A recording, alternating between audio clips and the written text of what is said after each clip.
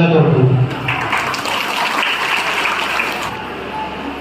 తమ్ముడు మహేందర్ గారు, ఈ కార్యక్రమానికి ముఖ్య అతిథిగా విచ్చేసిన గౌరవనీయులు రామ్మోహన్ నాయక్ గారు, మాజీ ఎమ్మెల్సీ వర్యులు,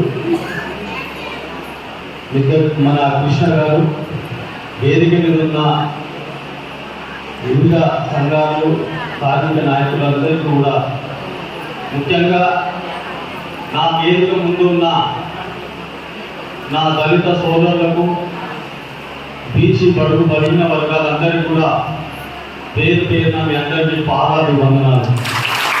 దాదాపు తెలంగాణ ఏర్పడక ముందు నుంచే, ఆంధ్ర పరిపాలన ఉన్నప్పటి నుంచి కూడా చాలని జీతాలు, పని కాంట్రాక్టుల కడుపు నిండుతూ ఉన్నది, మీ కడుపులు ఎండుతూ ఉన్నాయి.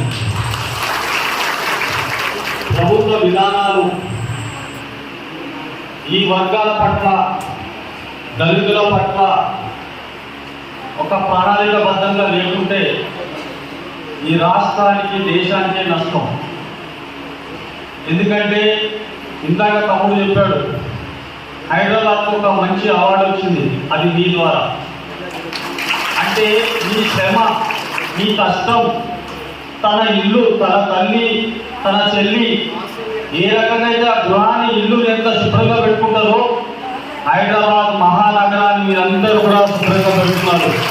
ఆ ఘనత కూడా మీది, మీ కష్టార్జితం. మీ రాష్ట్రానికి ఇంత మంచి పేరు వస్తుందంటే దేశంలోనే ముఖ్యంగా ప్రథమంగా మొదటి స్థానంలో ఉన్నది మీరే. దీని పాలకులు గ్రహించాల్సిన అవసరం ఉంది. కాబట్టి మొన్నటికి మొన్న ఎన్నికల ముందు మా రాహుల్ గాంధీ గారు, నేను కాంగ్రెస్లో సిటీ జనరల్ సెక్రటరీని, గతంలో ఎంఆర్పిఎస్లో హైదరాబాద్ జిల్లా వ్యవస్థాపకుని, మీ యొక్క బాధలు మా తల్లులే మీరంతా. నాకు తెలిసి ఈ యొక్క డిపార్ట్మెంట్లో మాదిగ సంఖ్య ఎక్కువ ఉంది. మాదిగలు ఎక్కువ మంది సేవ చేస్తున్నారు ఇక. కాబట్టి మా మంద కృష్ణన్న గారు కూడా ఈ విషయాన్ని గ్రహించాలి.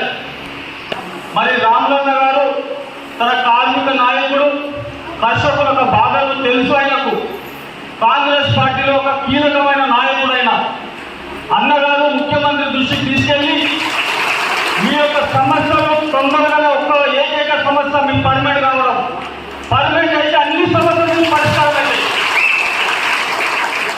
గతంలో ముఖ్యమంత్రి కేసీఆర్ చేసిన వాగ్దానాలు, దొంగ మాటలు చెప్పి మేము నయవంచన వేసి ఓట్లు తెప్పించుకున్నాడు.